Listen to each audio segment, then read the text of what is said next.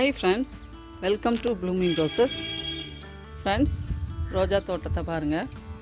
இந்த வெயில் காலத்தில் நம்ம ரோஜா செடியை எப்படி பாதுகாக்க போகிறோன்னே நமக்கு தெரியலை. அவ்வளோ வெயில் ரொம்ப ஜாஸ்தியாக இருக்குது. ரொம்ப நம்ம ஒவ்வொரு நாளும் அதை கவனித்து பார்த்துக்கிட்டே இருக்கணும்.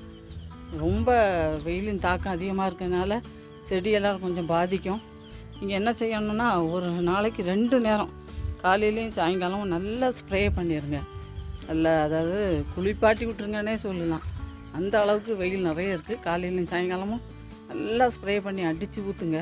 அப்போ தான் இந்த வெயில் காலத்துக்கு வரக்கூடிய பூச்சி ரொம்ப தாக்கம் அதிகமாக இருக்குது. இந்த பூச்சியிலேருந்து அந்த செடிகளை நம்ம பாதுகாக்கணுன்னா 2 நேரமும் நீங்கள் நல்லா ஸ்ப்ரே பண்ணுங்கள்.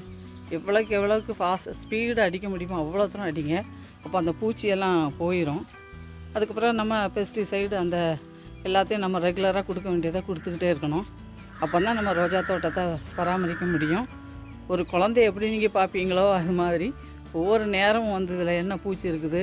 அதே போல் ஃப்ரெண்ட்ஸ், இந்த பூக்குள்ளெல்லாம் நல்லா அழகாக பூத்து இருக்கும். அதுக்குள்ளே பார்த்திங்கன்னா வண்டு, இந்த வெயில் காலத்துக்கு பயங்கரமாக வண்டு வந்து உள்ளே இருந்து எல்லா பூவையும் பறிச்சுக்கிட்டே இருக்குது, கட் பண்ணிக்கிட்டே இருக்கும். நம்ம கஷ்டப்பட்டு செடியை வளர்த்துக்கிட்ருப்போம்.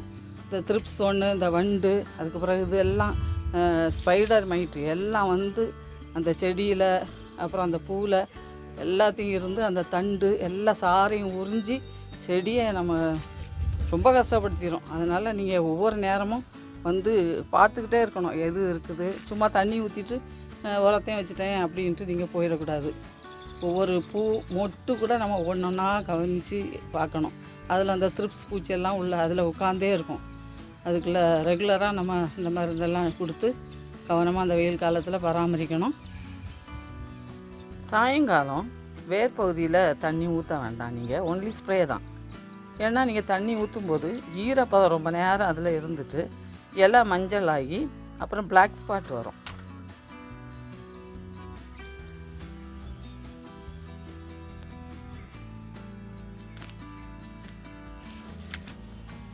அடுத்து நம்ம ரோஜா செடிக்கு கொடுக்கக்கூடிய நீர் உரம் பற்றி ஒன்று பார்க்கலாம். அதாவது அடுப்புக்கறி, சார்கோல் எல்லாருக்கும் தெரியும். அதை வச்சு ஒரு எளிய முறையில் ஒரு நீர் உரமாக தயாரிக்கலாம்.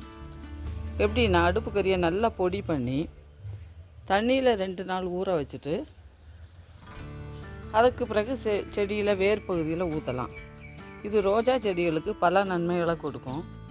ஈரப்பதத்தை உறிஞ்சி வச்சுட்டு நீரை கொஞ்சம் கொஞ்சமாக வெளியேற்றும். இதனால் வேர் மற்றும் எல்லா மொத்த செடியின் ஆரோக்கியமும் பாதுகாக்கும். அடுத்து கொஞ்சம் கறி துண்டை பொடித்து செடி நடும்போது பாட் மிக்ஸ் செய்வோம் இல்லையா, அதில் சேர்க்கலாம் நம்ம. அடுத்து அந்த அடியில் வந்து லேயராக கொஞ்சம் அதில் போட்டுட்டு அதுக்கு மேலே நீங்கள் மண் போட்டு பாட் மிக்ஸ் பண்ணலாம். மண் பரப்பில் தூவும்போது ஏர் சர்க்குலேஷன் அதிகமாக கிடைக்கும். இது போக ஆக்டிவேட்டட் சார்கோலை பயன்படுத்தலாம். இதில் கூடுதல் உறிஞ்சும் தரம் இருக்குது. ஆக்டிவேட்டட் சார்கோல்னால் என்ன? மரம், கோல், அப்புறம் தேங்காய் மூடி போன்ற பொருட்களை வச்சு நம்ம அதிகமாக வெப்பத்தில் எரித்து அப்படி கிடைக்கும் கறி ஆக்சிஜன் கொண்டு ட்ரீட் செய்யப்படுது. இது ஃபைன் பிளாக் பவுடராக இருக்கும். இது நுண்துளை, அதாவது போரஸ் ஸ்ட்ரக்சர் கொண்டது.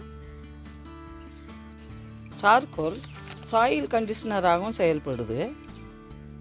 மண் கலவைக்கு நன்மை தரும் பொட்டாசியம் போன்ற மினரல்களையும் இதை சேர்க்குது. ஈரமண்ணை உலரச் செய்து ஃபங்கல் இன்ஃபெக்ஷன் வராமல் தடுக்குது. அடுத்து பயனுள்ள ஊட்டச்சத்தை தேக்கி வச்சுட்டு, அதாவது ரிசர்வ் பண்ணி வச்சுட்டு தேவைப்படும் போது அதை கொடுக்கும். ரோஜா செடிகளுக்கு தேவையான மண் pH லெவலை அதிகரிக்க செய்யுது. அடுத்து மண்ணில் ஏற்கனவே ட்ரைனேஜ் வந்து நல்லா இருந்துச்சுன்னா நீங்கள் அதிகமாக சார்கோலை யூஸ் பண்ண வேண்டாம். வெயில் காலத்தில் அந்த கறி துண்டுகளை வச்சு செடியின் மேற்பகுதியில் மூடாங்கு, அதாவது மல்ச்சிங் நம்ம போடலாம். வேர்பகுதியில் வெப்பம் தாக்காமல் பாதுகாக்கும். இவ்வளவு பயன்கள் கொண்ட சார்கோலை பயன்படுத்தி பாருங்கள். ரொம்ப யூஸ்ஃபுல்லாக இருக்கும். Okay, God bless you all. If you like this video, like, share and comment. Subscribe பண்ணுங்க please.